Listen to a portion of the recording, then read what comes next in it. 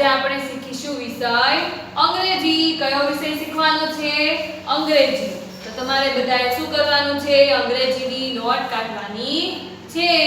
અંગ્રેજીની not કાઢો અને એમાં નવા પેજ પર આપણે લખવાનું છે. ક્યાં લખવાનું છે? નવા પેજ પર.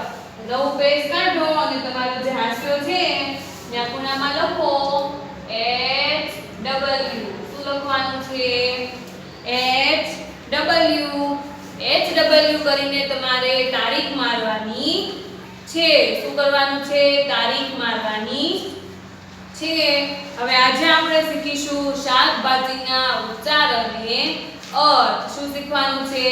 શાકભાજીના ઉચ્ચાર અને અર્થ. તો ચાલો પહેલી લીટીમાં સૂચના મારો. પહેલી લીટીમાં તમારે શું કરવાનું છે? ઉદરી કરીને સૂચના મારવાની છે. લખો શને કાનો શા, કલમનો ક, શાક, પછી ભને કાનો ભા અને છને દીર્ઘય જી, શાકભાજીના.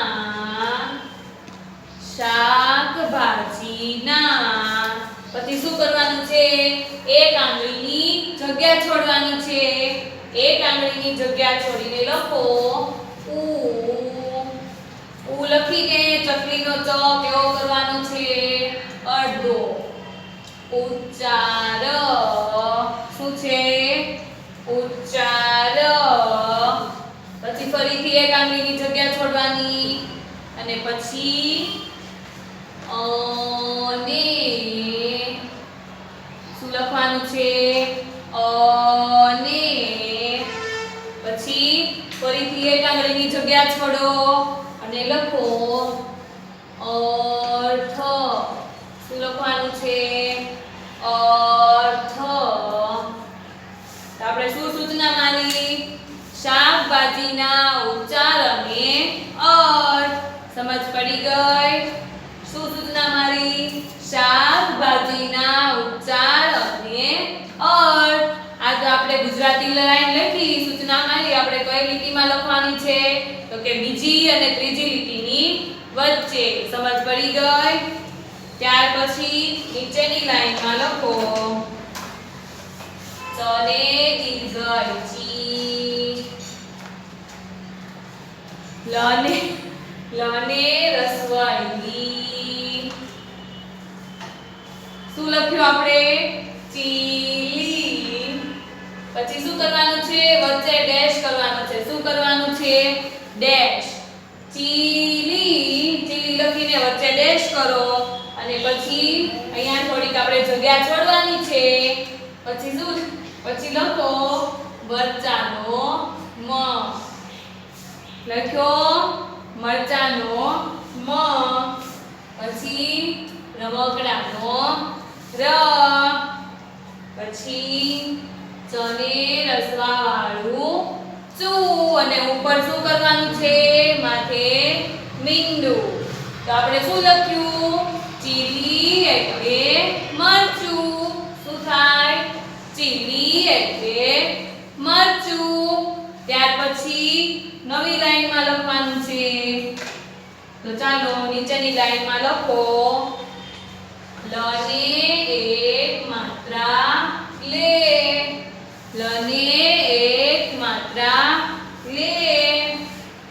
પછી મરચાનો મ અને પછી ન, નગારાનો ન. તો શું થયું? લેમન. શું થયું? લેમન. હવે આપણે શું કરવાનું છે? ઉપરના જે આપણે ઉચ્ચાર અને અર્થ લખ્યો એમાં જે ડેશ કરી એની નીચે જ આપણે ડેશ કરવાની છે. તો ચાલો ડેશ કરો. તો લેમન એટલે શું થાય? તો લખો લને દીર્ઘય લી. લને દીર્ઘય લી. પછી ઉપર બિંદુ લખો. બિંદુ કરીને બને રસવા વાળું બુ. તો શું થયું? લીંબુ. તો આપણે શું લખ્યું? લેમન એટલે લીંબુ. લેમન એટલે લીંબુ.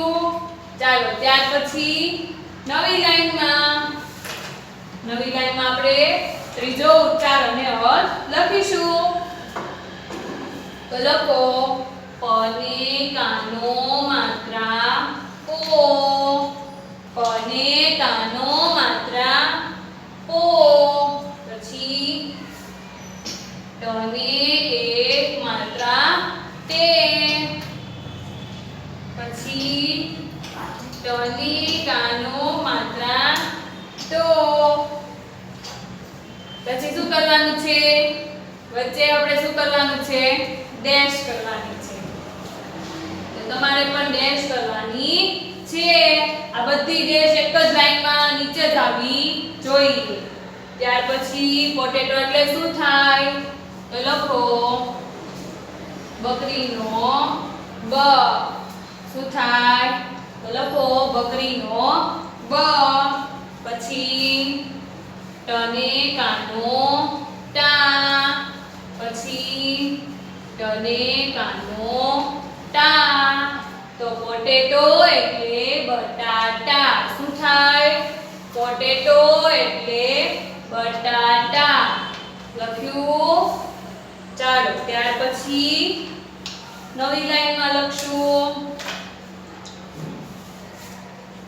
લખો ટને કાનો માત્રા ટો. ટને કાનો માત્રા ટો. પછી લખો મને એક માત્રા મે. મને એક માત્રા મે.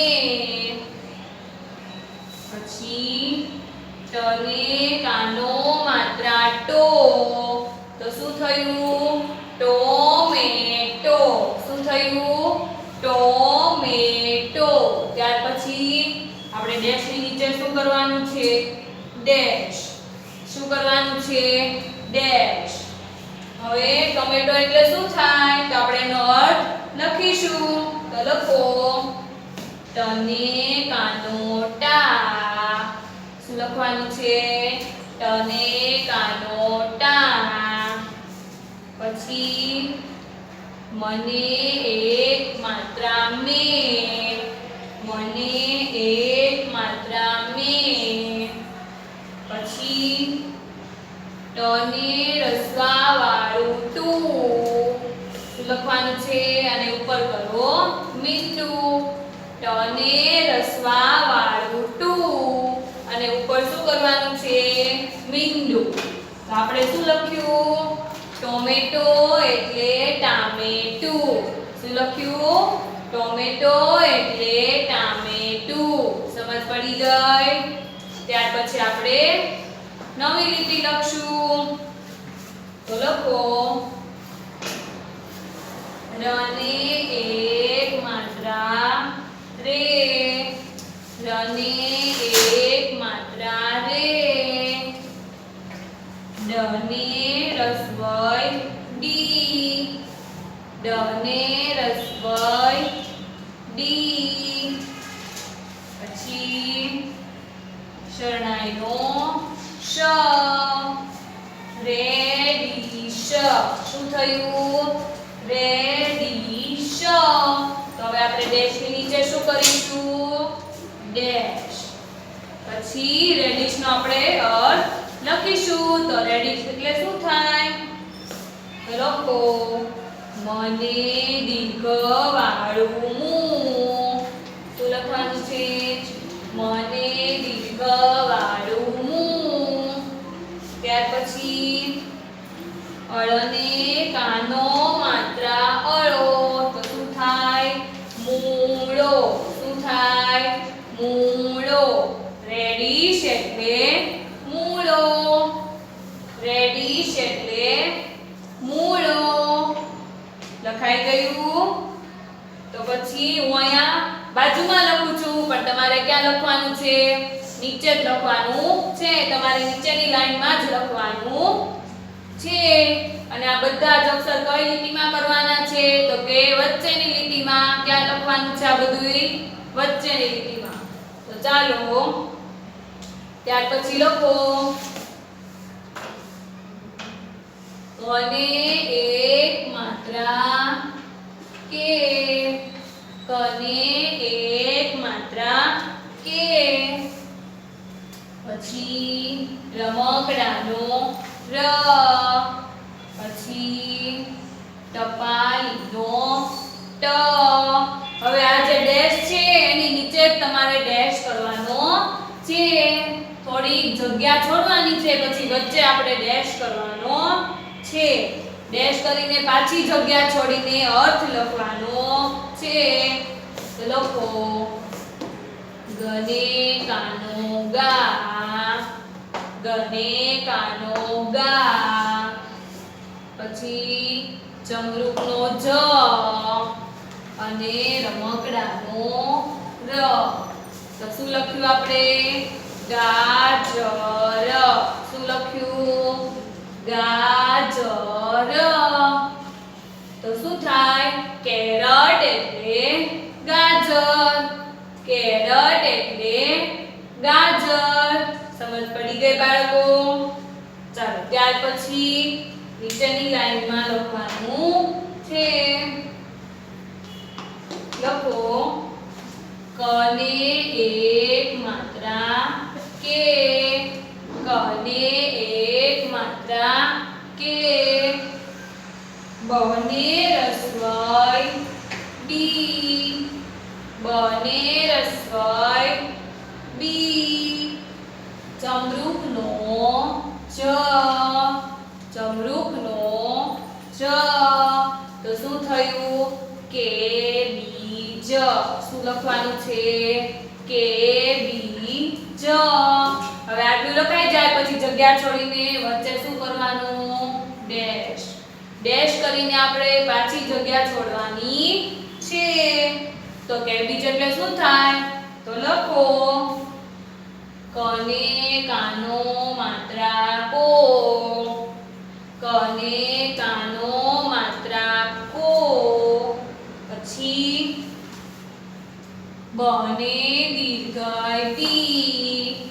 શું લખવાનું છે બને દીર્ઘાય બી. તો શું થયું કોબી. શું લખવાનું છે કોબી. કેબીજ એટલે કોબી. કેબીજ એટલે કોબી. ત્યાર પછી નીચેની લાઈનમાં લખવાનું છે. ક્યાં લખવાનું છે નીચેની લાઈનમાં. તો લખો અજગરનો અ. અજગરનો અ. પછી નગારાનો ન કેવો કરવાનો અડધો. કેવો કરવાનો છે અડધો. ત્યાર પછી યતીશનો ય. શું લખવાનું છે યતીશનો ય. અને યની બાજુમાં લખો નગારાનો ન. તો શું લખ્યું આપણે અન્ય. શું લખ્યું અન્ય. હવે અન્ય લખીને થોડીક જગ્યા છોડીને શું કરવાનું ડેશ. શું કરવાનું છે ડેશ. કરી ડેશ. ત્યાર પછી પાછી જગ્યા છોડવાની છે. આ ડેશ કરીને બાજુમાં થોડીક જગ્યા છોડીને લખો ડ ને રસવા વાળું ડુ. અને ઉપર શું કરવાનું છે મીંડું. શું કરવાનું છે મીંડું. પછી લખો ગણપતિનો ગ. ગણપતિનો ગ. અને અળ ને દીર્ઘાય અળી. શું લખવાનું છે અળ ને દીર્ઘાય અળી. તો શું લખ્યું ડુંગળી. શું થયું ડુંગળી. તો આપણે આખો ઉચ્ચારણને ફરીથી આપણે બે વાર બોલીશું. અન્યન એટલે ડુંગળી. અન્યન એટલે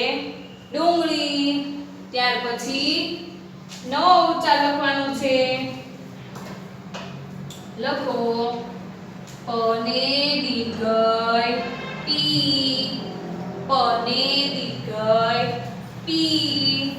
પછી જબલાનો જ, જબલાનો જ. પછી જગ્યા છોડીને ડેશ, જગ્યા છોડીને શું કરવાનું છે? ડેશ. અને ડેશ કરીને આપણે શું કરવાનું? ફરીથી પાછી જગ્યા છોડવાની છે. તો પીઝ એટલે શું થાય? લખો વહાણનો વ. શું કરવાનું છે? વહાણનો વ. પછી ટને કાનો ટા, ટને કાનો ટા. પછી અણને કાનો અણા, અણને કાનો અણા. તો શું થયું? વટાણા. શું થયું? વટાણા. તો પીસ એટલે વટાણા, પીસ એટલે વટાણા. સમજ પડી ગઈ? તો અક્ષર કેવા થવા જોઈએ? સારા અને ઘાટા. ત્યાર પછી લખો બને રસવાઈ બી, બને રસવાઈ બી. અને પછી અહીંયાથી શું કરવાનું છે? ત્રાસો લીટો. સમજ પડી ગઈ? પછી અડધો ન. કેવો ન કરવાનો છે? અડધો ન. પછી ચમરૂખનો જ. આ જે જ છે એ નને અડીને કરવાનો છે. ત્યાર પછી લખોટીનો લ. શું લખવાનું છે? લખોટીનો લ. તો શું શબ્દ બન્યો? બ્રિંજલ. શું થયું? બ્રિંજલ. હવે આપણે જગ્યા છોડીને વચ્ચે શું કરીશું? ડેશ. શું કરીશું? ડેશ. ડેશ કરીને આપણે પાછી જગ્યા છોડીને લખવાનું છે. લખો રને દીર્ઘ રી, અને રી ઉપર શું કરવાનું છે? મીંડું. શું કરવાનું છે? મીંડું. પછી ગણપતિનો ગ, ગણપતિનો ગ. અને પછી અણ. શું કરવાનું છે? અણ. તો શું થાય? બ્રિંજલ એટલે રીંગણ, બ્રિંજલ એટલે રીંગણ. તો તમારે બધાને લખાઈ ગયા. હવે આપણે શું કરીશું? ફરીથી આ ઉચ્ચાર અને અર્થ આપણે એકવાર બોલીશું, રિવિઝન કરીશું. શું કરીશું? રિવિઝન. તો તમારે બધાએ પણ મારી સાથે ઉચ્ચાર અને અર્થ બોલવાના છે. તો ચાલો પહેલા આપણે શું લખ્યું?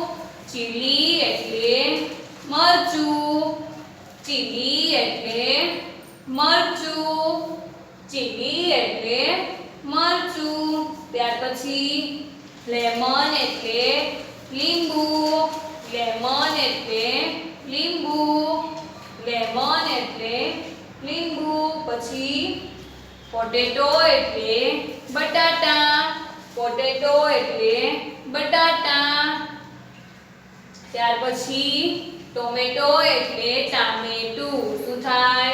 ટોમેટો એટલે ટામેટું. પછી શું લખ્યું છે આપણે? રેડિશ એટલે મૂળો, રેડિશ એટલે મૂળો. ત્યાર પછી કેરટ એટલે ગાજર, કેરટ એટલે ગાજર. પછી કેબીજ એટલે કોબી, કેબીજ એટલે કોબી. પછી અન્યન એટલે ડુંગળી, અન્યન એટલે ડુંગળી. પછી પીઝ એટલે વટાણા, પીઝ એટલે વટાણા. પછી છેલ્લે શું આવે? બ્રિંજલ એટલે રીંગણ, બ્રિંજલ એટલે રીંગણ. તો આજે આપણે શીખી ગયા શાકભાજીના ઉચ્ચાર અને અર્થ. તો બધાએ તમારે નોટમાં સારા અક્ષરે લખવાના છે. હવે આપણે આગળ મળીએ. મળીશું આવતા વિડીયોમાં.